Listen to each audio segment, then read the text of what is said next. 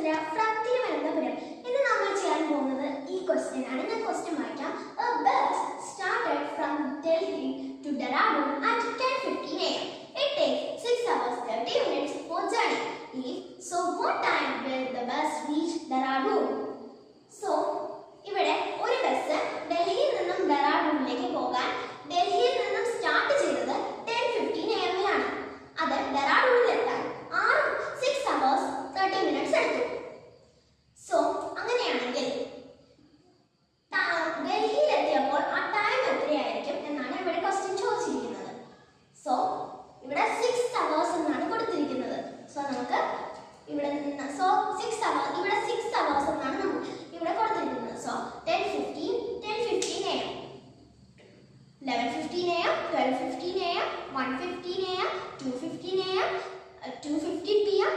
3:15 p.m. So 4:15 p.m. So നമുക്ക് ഇവിടെ 4:15 p.m. എന്ന് കിട്ടി. So ഇവിടെ 6 hours and 30 minutes എന്നാണ് ചോദിച്ചിരിക്കുന്നത്. So 15 ൽ നിന്ന് നമുക്ക് 30 minutes കൂടെ എടുക്കണം. So 15. So 5 into 6 is equal to 30. So നമുക്ക് 6 fingers എടുക്കാം.